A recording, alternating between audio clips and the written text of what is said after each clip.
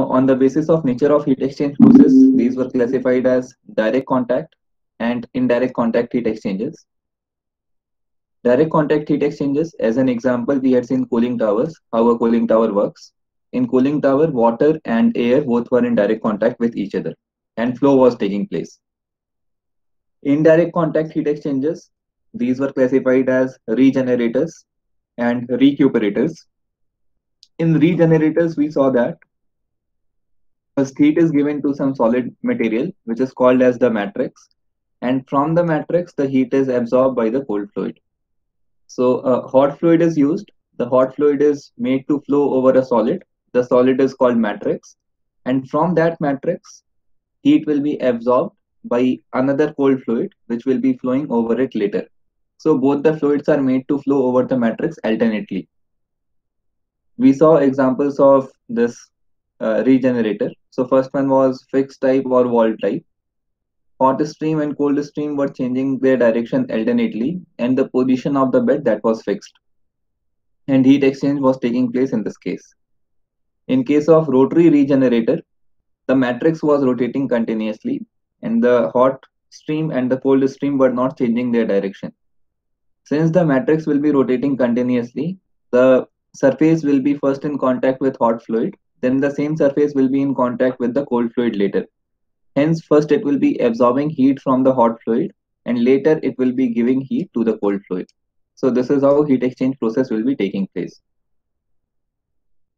We came to recuperators. In recuperators, we saw that there is no direct contact between the fluids, but heat exchange will be taking place directly between the fluids by the mode of convection maybe, or by the mode of radiation maybe. So in this case, there is no other medium involved. In this case, there is no matrix involved. Heat is directly given from the first fluid to the second fluid. This heat is not stored in any other material. Now, we further classified these heat exchangers as parallel flow, counter flow, and cross flow. So if the fluids are flowing in the same direction, these will be called as parallel flow heat exchangers. If the fluids are flowing in opposite directions, these will be called as counter flow. If the fluids are flowing in perpendicular directions, this will be called as cross flow. We were done till this part. Any doubt in this part, anyone? So bed and matrix are the same thing, is it? Yeah, here bed and the matrix are the same thing. Whatever is the bed over here, this will be called as the matrix. We are calling it bed because it is fixed and it is horizontally placed. No other reason.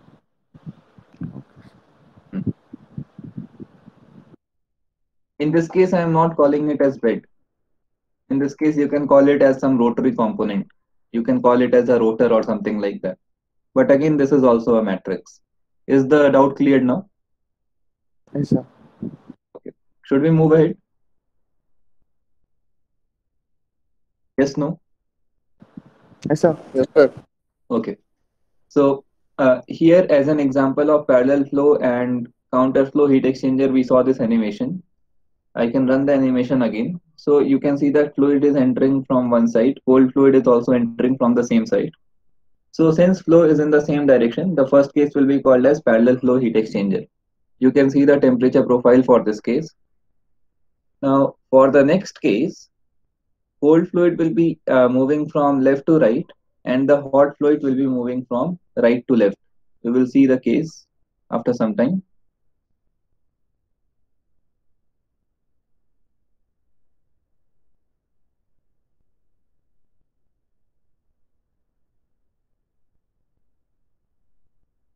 So here we have the second case. You can see that cold fluid is entering from one side and the hot fluid is entering from the other side. In this case, flow will be in opposite directions. So this will be called as counter flow heat exchanger. If we will see the temperature variation in case of parallel flow heat exchanger, hot fluid is entering on the left hand side. You can see that hot fluid is entering over here. So here we have the inlet temperature of the hot fluid, which will be the maximum temperature. As it will be flowing through the heat exchanger, it will be giving heat to the cold fluid. Since it is giving heat to the cold fluid, there will be temperature drop for the hot fluid, and the temperature for the hot fluid decreases in the right direction. For the cold fluid, again the entry is from the left hand side. So this is the inlet temperature of the cold fluid. As it will be moving across the heat exchanger, it will be absorbing heat from the hot fluid, and the temperature for this cold fluid rises up. Since the temperature is rising up, the temperature profile will be something like this. The temperature in the right hand side direction, that will be increasing continuously. Is the temperature profile clear to everyone? Yes, sir. Okay. We will see the temperature profile for counterflow heat exchanger. In counterflow heat exchanger, you can see that the hot water or the hot fluid is entering from the right hand side and it is moving towards the left. So this is the inlet of the hot water. Here we have got inlet of the hot water. So this is the maximum temperature which we are getting. This hot water will be traveling in this direction from right to left. So since it is traveling from right to left, in the same direction there will be temperature drop for the hot fluid, as it will be giving heat continuously to the cold fluid. It is losing heat continuously. The cold fluid is entering from the other side. The cold fluid is moving from left to right. So this is the inlet for the cold fluid. It is the minimum temperature, and as it will be moving towards the right across the length of the heat exchanger, it will be getting heat continuously from the hot fluid and its temperature will be increasing.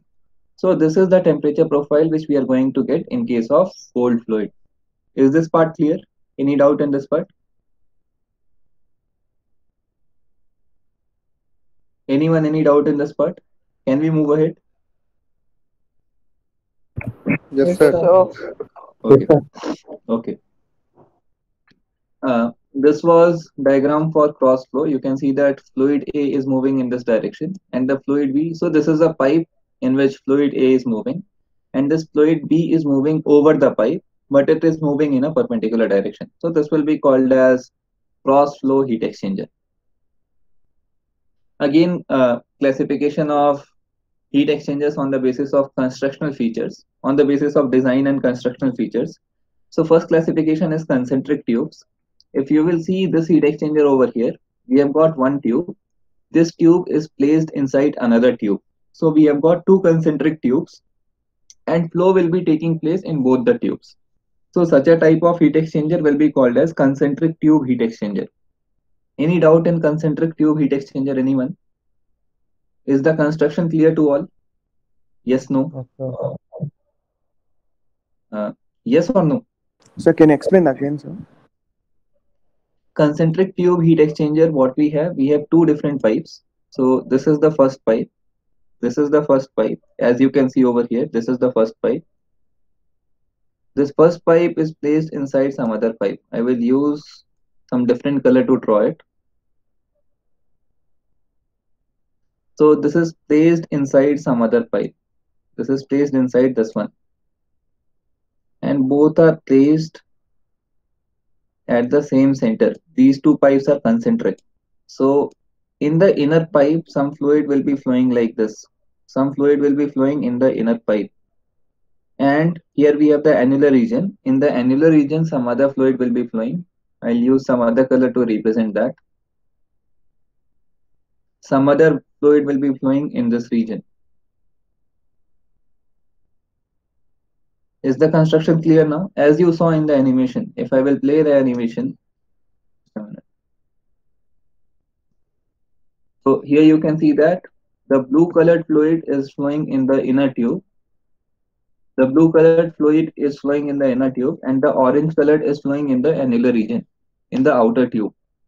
So this is how concentric tube heat exchangers are going to work. Is the construction clear now? Yes, sir. Yes, sir. Okay. Is it similar to parallel flow, sir? A parallel flow and counter flow depends on the direction only. Not necessary that parallel flow and counter flow will be concentric tube only. What we could do, we could use two different pipes also.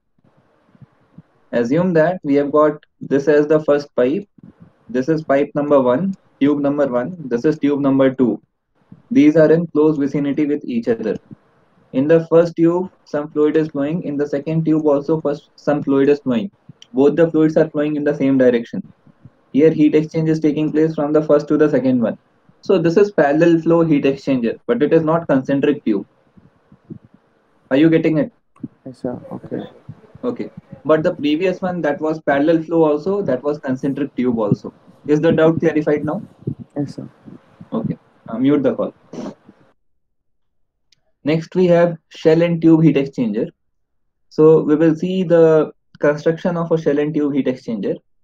So in shell and tube heat exchanger, we have got one shell and we have got some tubes.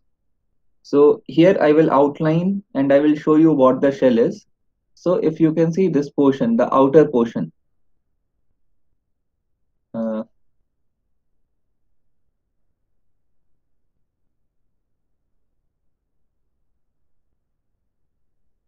if you will see this particular portion, this will be called as a shell.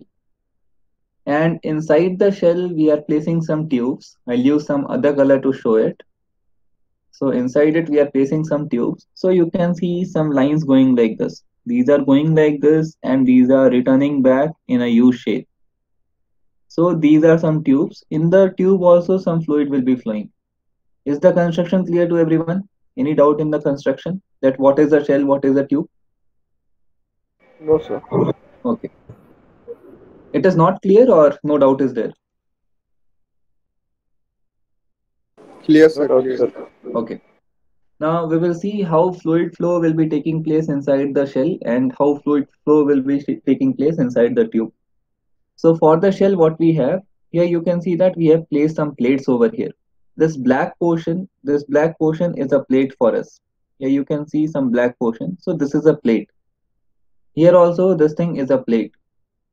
So these plates will be used as a support for the tubes. The tubes cannot be hanging inside the shell. These have to be placed somewhere. So I will draw the front view for the same. So say that this is a plate which you are placing inside the shell. In the plate, you are going to make some holes. So these will be the holes, and through each hole, you are going to pass a tube, and the tubes will be resting on these plates. Is this part clear? That why this black thing is being used? Yes, no? Yes, sir. Yes, sir. Okay. Okay.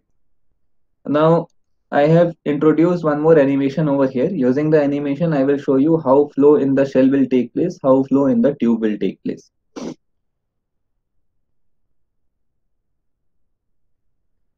So if I play the animation, here you can see that one fluid is entering from this direction. So this fluid is entering in which portion? It is entering in the shell or the tube? Shell, sir. This particular fluid is entering in the shell. Now here you can see that there is a barrier. Mute the call. Here you can see that there is a barrier. Again, it is of black color. This barrier is called as baffle plate. I'll show you the word written over here. So it is called as, here you can see something written as vertical baffles. So that is the name of those plates. Those plates are called as baffle plates. So this plate is going to govern the, or this plate is going to regulate the direction of flow of fluid in the shell. So what is going to happen? The fluid will flow in this direction first. Later it will come like this. It is going to change the direction, come like this. It will be filled in the next segment. Again, it is going to turn and it will flow like this. Is the flow of fluid in the shell clear to everyone? Yes, sir. Okay. Now, the fluid enters from this section and it will be moving out of this section. So it is passing the shell only once, or we can say that we are using a single shell in this particular case. There is a single casing in this particular case. Okay, we will talk about the flow inside the tube. So for the tube, this is the inlet section. For the tube, this is the inlet section. Fluid is entering in this direction, and here you can see that there is some barrier. So what the barrier is going to do, this barrier will not let the fluid pass in the downward direction. It will make the fluid collect over here. And once the fluid is collected over here, it is going to flow through the tubes in this direction. It will be more clear in the animation. So some fluid is coming, it is being collected in this particular section, and it is flowing through the tubes. Is the direction of flow clear to everyone? Yes, no? Yes, sir. Yes, sir. Okay. Now it will be passing through the tubes. Since the tubes are U in shaped, it will be returning back in opposite direction. So first it is flowing from left to right, Later it will be coming from right to left. So this particular fluid is passing the shell 2 times. So we will call this one as double pass. First it is moving from left to right, then it is passing from right to left. So we are going to call this as double pass in the tube. Is this part clear? Why are we calling it double pass?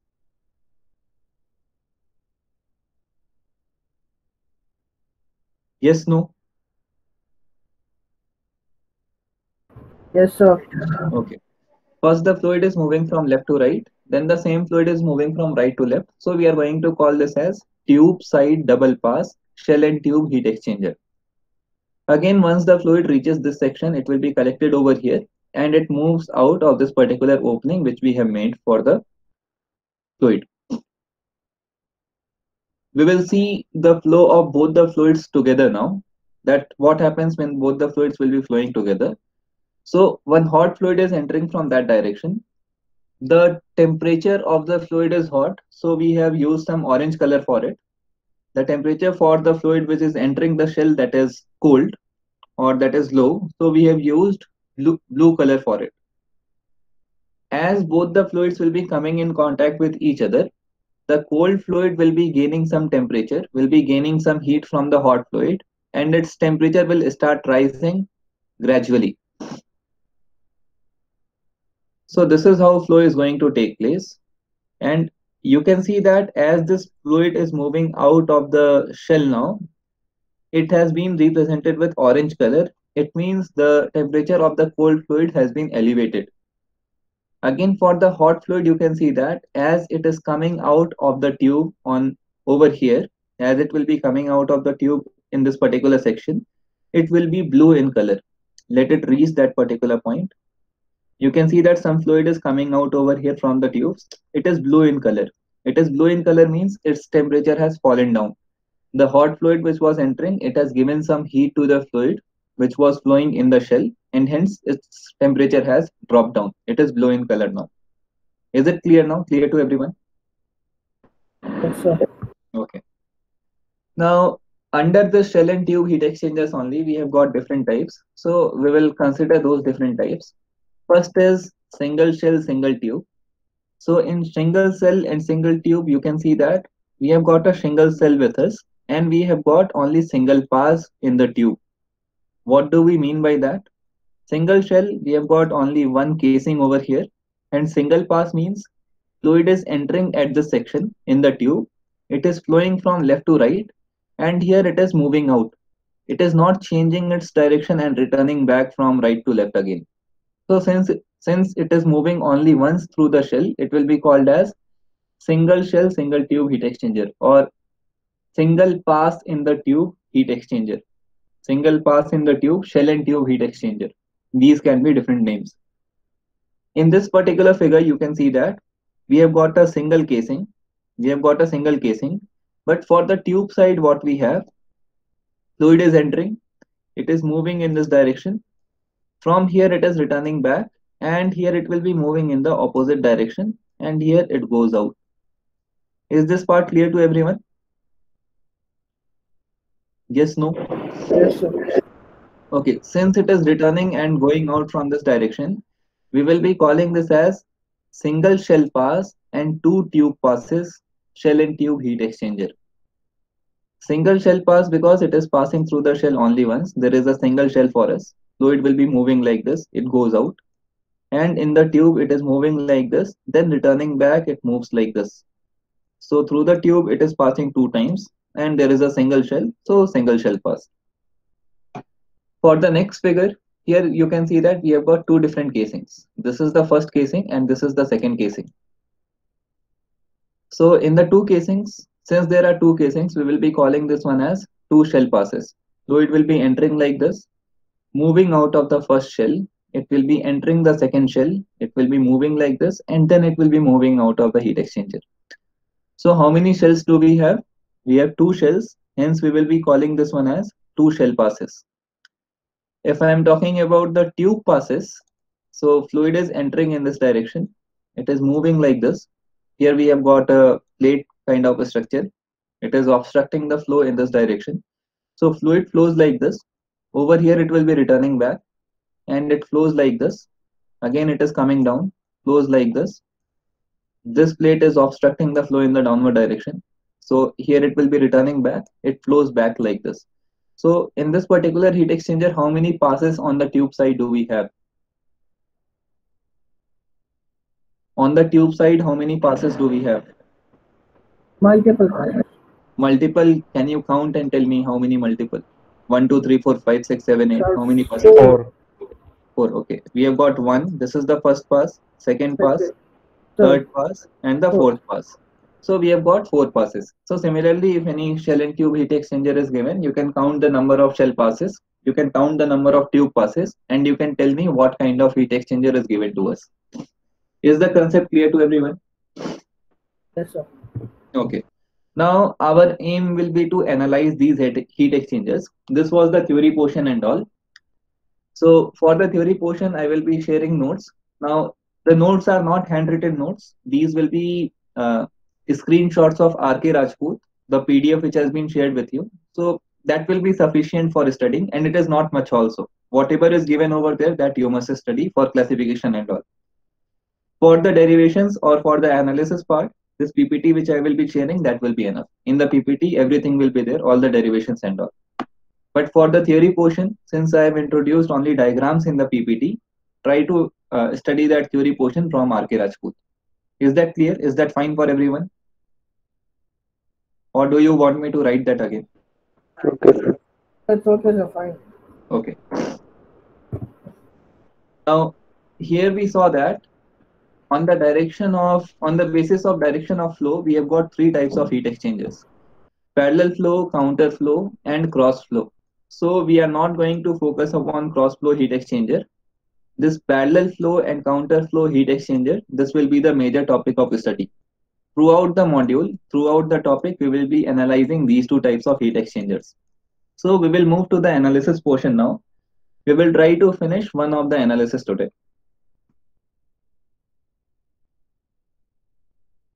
Okay, there is one more classification. This classification is on the basis of physical state of fluids. So say that we have got a heat exchanger.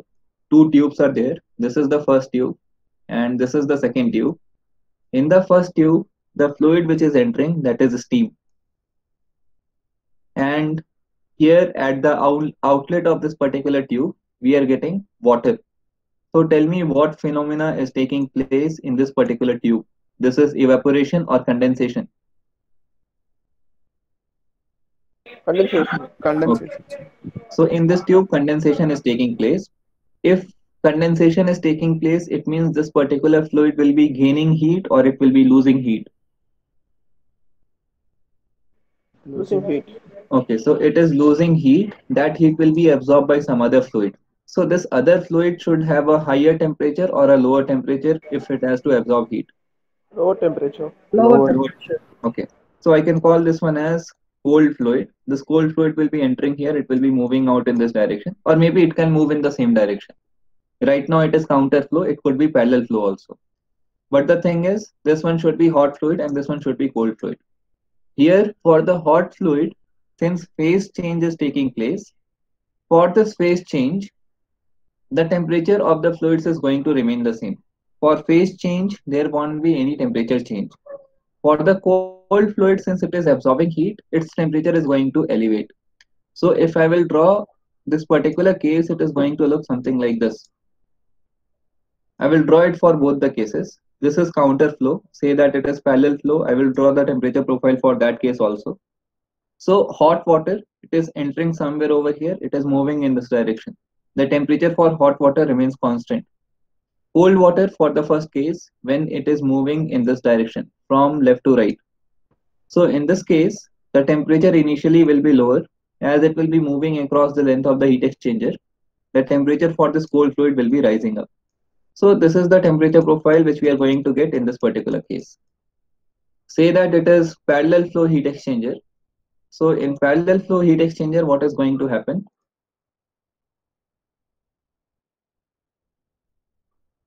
The fluid to be condensed will be entering from this side. Temperature for this one will be constant. Cold fluid will also be entering from the same side. It will be taking heat from steam continuously. and the flow will be like this. The temperature for this fluid will be rising up continuously. The temperature for the fluid to be condensed, that remains constant. Now, since here one of the fluids is being condensed, the type of heat exchanger will be called as condenser. Is it clear to everyone? Yes, sir. Okay. The temperature profiles and all were clear? Or Yes, any sir. doubt in the temperature profile? Okay. We will see what evaporators are. So for evaporators, what I can do, in evaporator, one of the fluids must be converted from water to steam, or maybe from liquid to vapor. So we have got water over here, and here we have got steam. For this phenomena will be called as condensation or evaporation. Evaporation. Okay, this is called as evaporation. It means it will be gaining heat. If it is gaining heat, it means that the fluid over here should be hot. So hot fluid will be entering from this side. It will be coming out of this side if it is parallel flow heat exchanger. If I will draw the temperature profile for this case, it is going to look something like this. So hot fluid is entering over here and it is moving in this direction. The temperature for this fluid is higher. It is losing heat continuously to this water or to the fluid which has to be evaporated. Hence its temperature is dropping down. For the other fluid, phase change is taking place.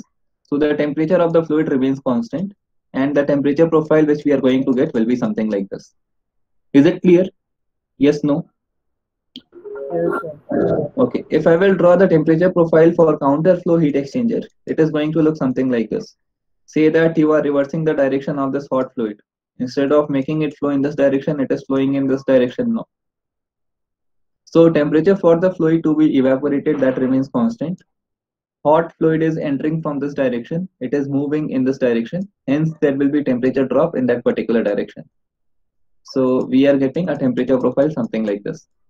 If no doubt in this part, we will move to the analysis portion now. Should we continue? Continue, Yes, sir. Okay. So we have got analysis of heat exchangers. For analysis of heat exchangers, we are going to study two methods. First method is logarithmic mean temperature difference, and the second one is effectiveness NTU method. We will talk about both the methods one by one. Now, these are nothing but, if you will see these two methods, so in these two methods, there will be four derivations. In total, we are going to have four derivations, two for LMTD method and two for effectiveness NTU method. This logarithmic mean temperature difference method is also called as LMTD method. So this has to be done for parallel flow heat exchanger first, and it has to be done for counter flow heat exchanger. This has to be done for parallel flow and it has to be done for counter flow heat exchanger. Similarly, this effectiveness NTU method, first it will be done for parallel flow and later it will be done for counter flow. So in total, you will have four different derivations. You will have four different analysis. Now the analysis of heat exchanger for LMTD, for parallel flow and counter flow, both are similar. So if you are doing one of the derivations, you can easily understand the other one. Similarly, for effectiveness NTU, if you are doing one of the derivations, the other one will be automatically clear. So basically, you have to study two derivations properly over here in this particular topic, and nothing else will be left in the module. You can solve each and every question if you understand these two topics. So should we continue with LMTD method? Yes, sir. Okay. We have got something called as logarithmic mean temperature difference method. So we will talk about this logarithmic part later. First, we are going to see what this mean temperature difference is. So we will try to find out mean temperature difference value for any heat exchanger. And later we will see why do we call that mean temperature difference as logarithmic mean temperature difference. So before we see what is written over here, I will show you a diagram. This diagram is for parallel flow arrangement. Here you can see that we have got one concentric tube type heat exchanger. Now in inner tube, some fluid is flowing from left to right, that is the hot fluid. In the outer tube also fluid is flowing from left to right, that is the cold fluid. So since flow is in the same direction, I am calling it as parallel flow arrangement. Is this part clear to everyone? Yeah. Okay. Now as the flow is taking place, there will be some heat exchange between the two fluids. This hot fluid will be giving some heat to the cold fluid. Now, what do you feel? What will be the mode of heat transfer over here? This heat exchange process will be taking place by which mode? Conduction, convection, or radiation? Two fluids are flowing. So, what will be mode of heat transfer? Anyone? Convection. Very good, convection, because fluid flow is taking place. So, I'll say that convection is the mode of heat transfer. If convection is the mode of heat transfer, tell me it is governed by which law? Fourier's law, Newton's law, or Stephen Boltzmann's law? Newton's law. Newton's law. And according to Newton's law, Q is equal to what?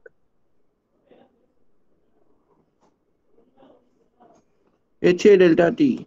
Very nice. Q is equal to HA delta T. And H is called as? H is called as? What is this H value? Anyone? The two modules are done and you people don't know what Heat is transfer coefficient. okay, heat transfer coefficient. Now instead of calling it heat transfer coefficient, I'm going to call it as overall heat transfer coefficient. Have you heard the name before? U. U, very good, U. So we are going to call it as overall heat transfer coefficient and I'm going to write it as capital U. So here Q value can be given by UA multiplied by delta T. And what is the area available for heat transfer? This is the entire area which is available for heat transfer. Heat transfer process is taking place over this particular area. So if I am talking about that particular area, we will see if the temperature difference is constant for that area or not. So at this portion of the area, the temperature difference between the fluids, that is TH1 minus TC1. On this section, it is TH2 minus TC2. And as we are moving across the heat exchanger, this temperature difference value that keeps on dropping continuously. Can you see that? As we are moving across the length of the heat exchanger, this delta T value keeps on changing. Yes or no? Yes, sir. Okay. So instead of finding heat exchange by that formula, HA delta T, what we could do, we could find out a mean temperature. Say that here the temperature difference is 10, here it is 20, here it is 30, here it is 40, and so on. Here it is 60 degrees Celsius. These are the temperature difference values. So we could choose some value in between, say that we are choosing 35 degrees Celsius as the temperature difference.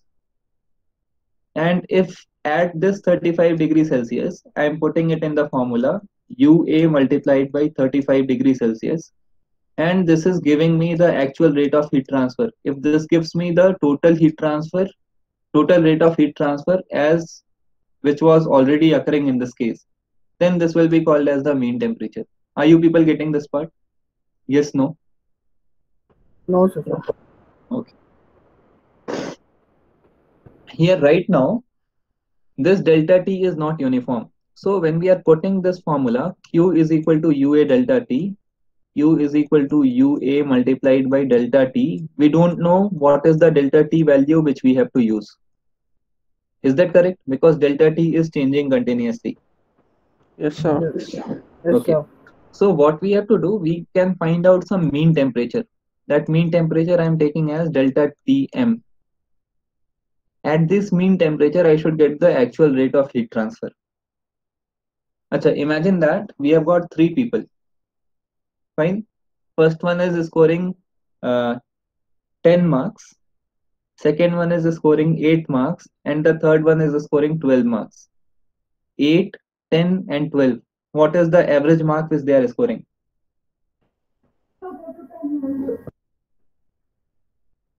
Eight, 10, 15, sir. sorry, 15. Abbe, 10, sir. it will be 8 plus 10 plus 12 divided by 3, not by 2. So we have got 10 as the average mark. Now say that someone is asking what is the mark scored by these people. Instead of telling them 3 different marks, I can tell them the average marks, that everyone has scored 10 marks. So in that case, if you want to find out the total marks, you can multiply that 10 into 3, and 10 into 3 will give you the total mark value. So here also what we can do, instead of integrating and adding properly, UA multiplied by delta T1 plus UA multiplied by delta T2 plus UA multiplied by delta T3 and adding all the values, what we can go for, we can find out some mean temperature, and UA multiplied by this delta Tm, UA multiplied by the mean temperature difference should give me the actual rate of heat transfer. So in this case, this delta Tm value will be called as mean temperature difference. Is this part clear now? Yes, sir. Okay. So mean temperature means right now the temperature is not constant. What we could assume that the temperature profile is something like this. For the first fluid, the temperature is constant. For the other fluid also, the temperature is constant. And here the temperature difference is delta Tm, and it remains constant throughout the area of the heat exchanger. So since this temperature difference is constant, I can say that rate of heat transfer will be equal to UA multiplied by delta Tm. Any doubt in this part now? Anyone? No, sir. Okay.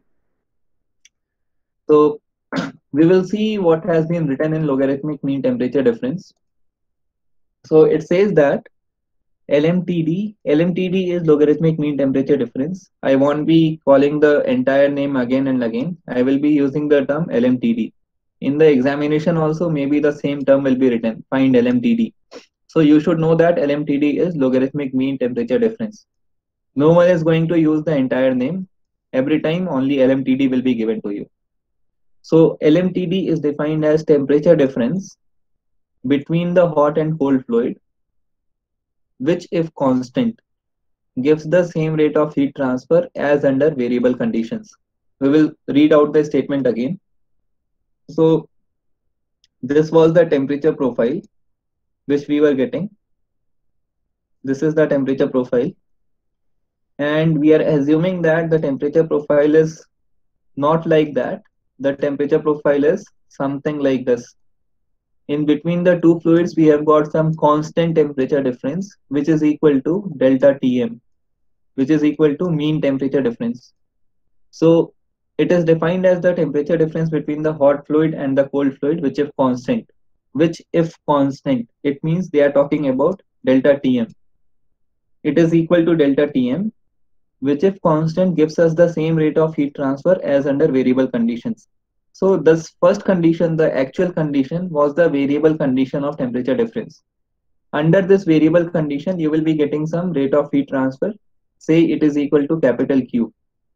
If using this condition, if using the delta Tm value also, you are getting the same rate of heat transfer, then I will be calling that this delta Tm value was the mean temperature. If you are not getting the same rate of heat transfer, I won't say that this delta Tm value is the mean temperature difference. I will explain this with the example of marks scored. So we will consider the same example. So say that one person is scoring 8 marks, second one is scoring 10 marks, third one is scoring 12 marks. So we know that the average value is equal to 10. Forget about the average value for now. Say that one is scoring 8 marks, second is scoring 10 marks, third is scoring 12 marks. The total marks scored, that is equal to 30. If someone is saying that the average for these people is 9, so if you will multiply 9 with 3, you will be getting 27. You are not getting the same total rate of heat transfer. You are not getting the same summation in this case. In that case, 9 will not be the average. Now, if you will take the number 10, if someone is saying that 10 is the average, so multiply 10 with 3, the total is 30. When the temperature difference is 10, which is constant, the marks scored by everyone is constant, which is equal to 10. In that case, the total is 30. The total is same as the previous case. If someone is scoring 8, 10 and 12, and someone is scoring 10, 10 and 10, in both the cases, the total summation is same. So in this case, this 10 will be called as mean. Or in our case, we are going to call it as mean temperature difference. Is the concept clear to everyone? Yes, sir. Okay. Now, our aim will be to find out this mean temperature difference value for parallel flow heat exchanger and counter flow heat exchanger. So we have got two derivations. Some assumptions and all are there for the derivation, and the derivation will be this much short. It is not very tough, it is very simple, but you need to understand the concept properly. You cannot mug up the derivation. I mean, you can, but that will be of no use. So try to understand the relation. We will start with the derivation for parallel flow heat exchanger. So for parallel, should I continue? Yes, no? Yes, Yes, sir. sir. Okay. For parallel flow heat exchanger, we have got two different fluids. The fluids are flowing in the same direction. So this is how the flow is taking place. Here, this is the hot fluid. So hot fluid is entering at a temperature TH1. It is moving out at a temperature TS2. The cold fluid is entering at a temperature TC1. It is moving out at a temperature TC2. The notations H and C will be for hot and cold. The notations 1 and 2 will be for inlet and outlet. Is that portion clear to all? Yes, no? Yes, sir. Okay. Now, as you see, as the fluid is flowing, we have drawn the temperature profile. This is the inlet of the hot fluid. This profile we have seen earlier also. So this is the inlet temperature. As it will be flowing across the heat exchanger, it will be giving heat to the cold fluid. Since it is giving heat to the cold fluid, this temperature is dropping continuously and it drops to TS2. The cold fluid will be gaining heat and hence the temperature for cold fluid that is increasing, and it has increased from TC1 to TC2. This is the case which we have right now. Now in this case, the temperature difference is not constant. Since the temperature difference is not constant, we want to find out the mean temperature difference value. So the temperature difference between the fluids we are going to represent as theta. The value TH minus TC I am going to write as theta. Temperature difference between the hot fluid and the cold fluid is represented by theta. Now this is the theta portion at this particular section. At the inlet of the heat exchanger, I am going to call it as theta 1. At the outlet, I am going to call it as theta 2. So at the inlet, this temperature difference value is TH1 minus TC1. At the outlet, the temperature difference value is TH2 minus TC2. In order to analyze the heat exchanger, we are considering one small area in the heat exchanger. So say that this was the heat exchanger. I'm cutting out this much section. I'm going to analyze this section. So the curve for that particular section has been represented over here in between these two parallel lines. So we will see what the curve says. So here we have a small elemental area dA.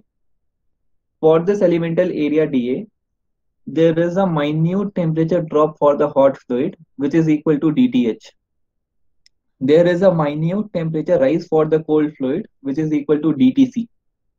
And for this particular section, here the temperature difference is TH minus TC.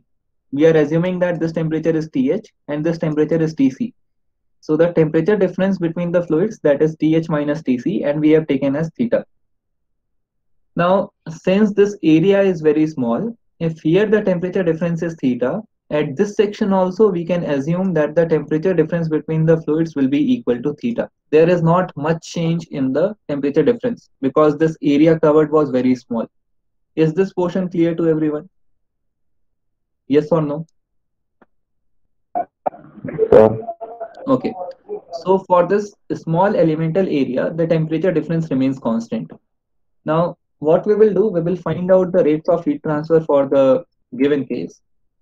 So in this case, if we are finding the rate of heat transfer, the total rate of heat transfer can be given by three different formulae.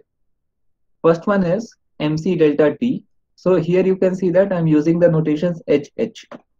So the first formula is giving me what is the total heat lost by the hot fluid. Now, since in heat transfer we study the rate of heat transfer, this is not the amount of heat which is lost. This is the rate at which heat is being lost. So instead of taking this m as mass of the fluid, this will be mass flow rate of the fluid. M is not mass, M is mass flow rate. Keep this thing in mind. Is it clear to all? Yes, no? Yes, sir. Okay. This small c is a specific heat and TH1 was the higher temperature, TH2 was the lower temperature. So this first term gives us at what rate this hot fluid is losing heat continuously in the heat exchanger. The second formula tells us what is the rate at which heat is being gained by the cold fluid. So it is equal to MCCC TC2 minus TC1. Now, this total thing is equal to rate of convection in the heat exchanger, and rate of heat convection is given by UA multiplied by the mean temperature difference, and mean temperature difference we are writing as theta m. I think there is no doubt in these three formulae. Any doubt is there, anyone?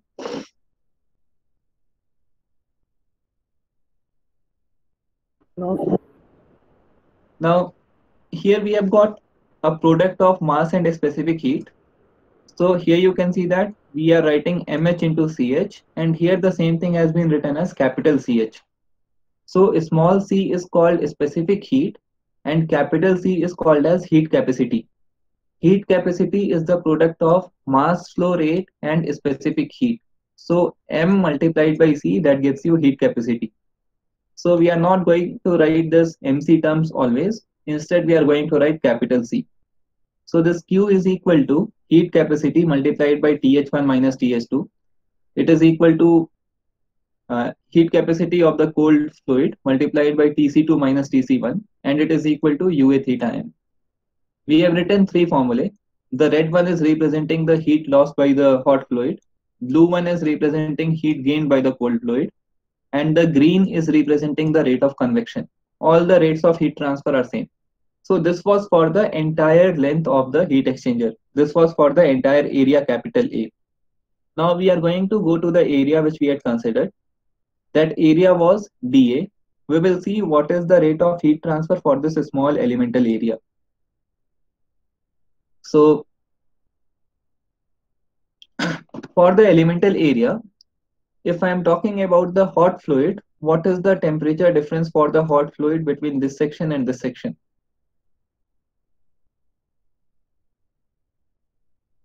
Anyone?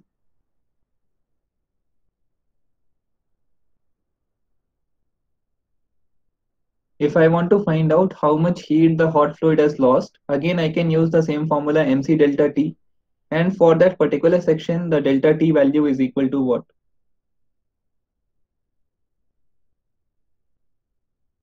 Am I audible? Yes. Yes, sir. So answer the question.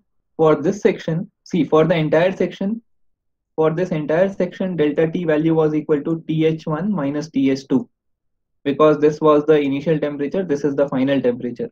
For this section, if I'm talking about from here till here, what is the delta T value equal to? Is it equal to DTH? Yes, no? Yes, sir. Okay, it is equal to DTH. DTH is the temperature drop for the hot fluid. Now, if I'm talking about DTH, so for the hot fluid, the temperature is increasing or decreasing? Decreasing. Decreasing. Since it is decreasing, to make the heat transfer term positive, I'm going to put a negative sign. Because as it will be decreasing, this DTH value is going to be negative. So to make the entire heat transfer term positive, I have introduced one negative sign over here. So dQ for the hot fluid is given by minus capital CH DTH. For the cold fluid, it is CC DTC. And you can see for the cold fluid, the temperature is increasing continuously. So for the cold fluid, this DTC value, this is going to be positive because the change in temperature, that was positive. Final temperature minus initial temperature, that was positive. This entire thing is equal to rate of convection. Now, for rate of convection is given by UA delta T. U is the overall heat transfer coefficient. Area is dA for us. And this delta T value, we are assuming that it is constant for this small area. Whatever is the temperature difference here, same as the temperature difference at this point also.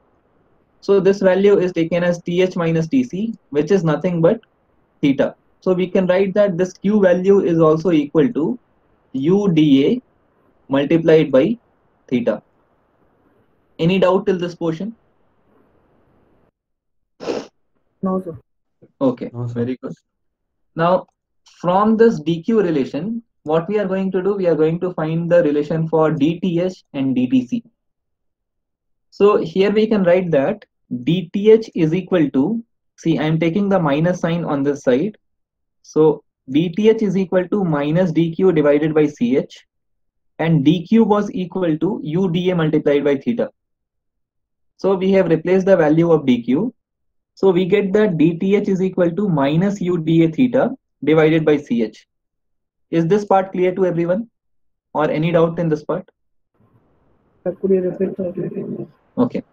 First expression is dq is equal to minus ch dth. dq is equal to minus ch dth. I want to find out the value of dth. So I can write that dth is equal to minus dq divided by ch. Can I write this? Yes, no? sir. Okay, so we have written minus dq divided by ch, and dq is equal to what? dq was the rate of heat convection. This dq value was equal to uda multiplied by th minus tc, and th minus tc is nothing but theta. So we have written that this dth value is equal to minus uda theta divided by ch. Clear or not clear?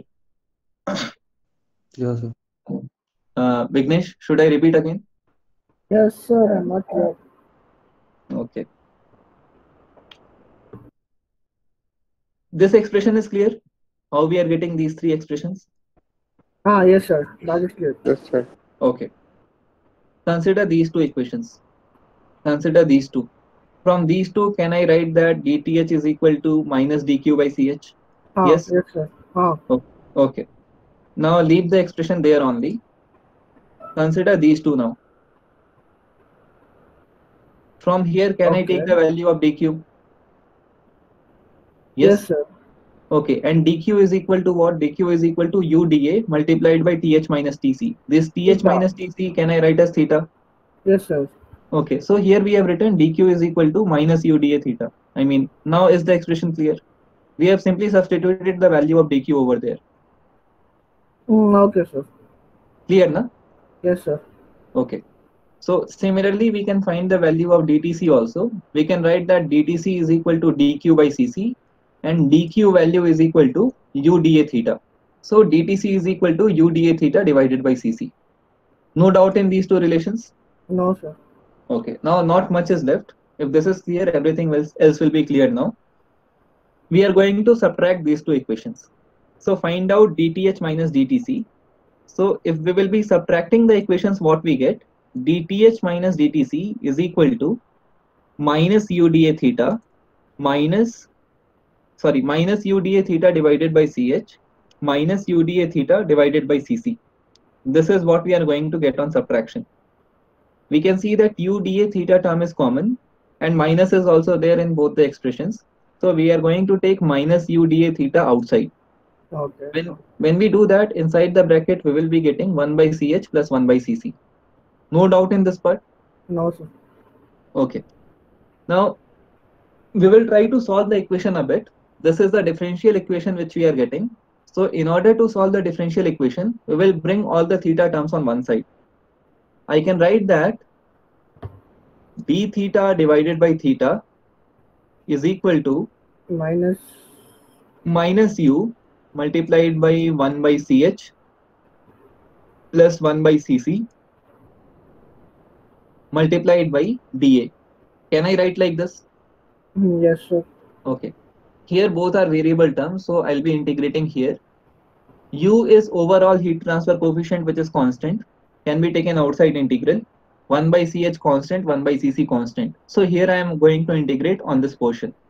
Is this clear? No doubt in this step? No, sir. Okay, so we will move to the next slide. Here I have done the same thing. d theta by theta is equal to minus u 1 by ch plus 1 by cc and integral of 1 by dA. And integral of 1 by dA. For theta, the limit is from theta 1 to theta 2. Here at this section, the temperature difference is theta 1. At this section, the temperature difference is theta 2. So limit for temperature difference, we have theta 1 to theta 2. For area, at the inlet of the heat exchanger, the total area will be 0. And once the entire length is covered, at this section, the area will be total area of the heat exchanger, which is capital A. So for area, the limit is from 0 to capital A. Keeping these two values, we are integrating both the sides. So on this side, can I write that integral will be ln theta 2 by theta 1? Yes, sir. Okay. On the other side, it will be u. Integral for dA will be capital A. Yeah. So minus UA 1 by CH plus 1 by CC. Now the last and the most important part of the derivation. We are going to substitute the values of 1 by CH and 1 by CC. In order to do that, we are going to consider the previous relations which we had. So for the previous relation, we had two different formula for heat transfer. Heat transfer was given as total heat lost by the hot fluid or heat gained by the cold fluid. From here, we can get that 1 by CH is equal to TH1 minus TH2 divided by capital Q. Can we write like this? Yes, sir. Okay, and also we can write that 1 by Cc is equal to Tc2 minus Tc1 divided by capital Q. Oh, yes, sir. Okay, we are putting the same relation here in the expression. So we are getting ln theta 2 by theta 1 is equal to minus UA Th1 minus Th2 divided by capital Q plus the other term. Yes, In the other term, we are going to make some rearrangement. Here you can see that this Q term is common. So we have taken Q to the denominator. Mute the call. Mute the call. Guys, mute the call. Here we have taken Q to the denominator. Now we are going to take the temperatures together in a way such that we are getting theta 1 and theta 2 terms here in the expression. So here you can see that we are getting TH1 and here we have minus TC1. So I have written those two terms together. We are getting TH1 minus TC1. We have got two more terms. So we have got TH2 and TC2. This TH2 is with a negative sign and TC2 is with a positive sign. I have taken minus sign outside. So inside the bracket, the signs are going to change. We are getting plus TH2 and minus TC2. Any doubt in this expression? How No, we are sir. getting? No, sir. Okay, fine, good. So we are writing ln theta 2 by theta 1 is equal to minus UA. If you will see this one, TH1 minus TC1, TH1 minus TC1 is nothing but theta 1. Similarly, TH2 minus TC2 is nothing but theta 2. And we are getting Q at the denominator. So we can write that ln theta 2 by theta 1 is equal to minus UA theta 1 minus theta 2 divided by capital Q. Now we are taking this minus sign inside. If I will take the minus sign inside, we are getting theta 2 minus theta 1. We are transporting this Q on this side and we are transporting this ln theta 2 by theta 1 to the denominator. And we will be getting Q is equal to UA theta 2 minus theta 1 divided by ln theta 2 by theta 1. Any doubt in this expression? No, sir. Good. I have rewritten the same expression on the next slide. So I'll move to the next slide. This was the relation which we got. Q is equal to UA theta 2 minus theta 1 by ln theta 2 by theta 1. And in the beginning, we said that Q value is equal to UA theta m, where this theta m is called as mean temperature difference. So if you will compare both the equations, we can say that this theta m is equal to theta 2 minus theta 1 divided by ln theta 2 by theta 1. Can we write like this? Yes, no? Yes, sir. Okay. Now this mean temperature difference relation we are getting in this form, and any relation in this form is called of logarithmic mean of the quantities theta 2 and theta 1. That's why the mean temperature difference is called as logarithmic mean temperature difference. It is called as logarithmic mean temperature difference.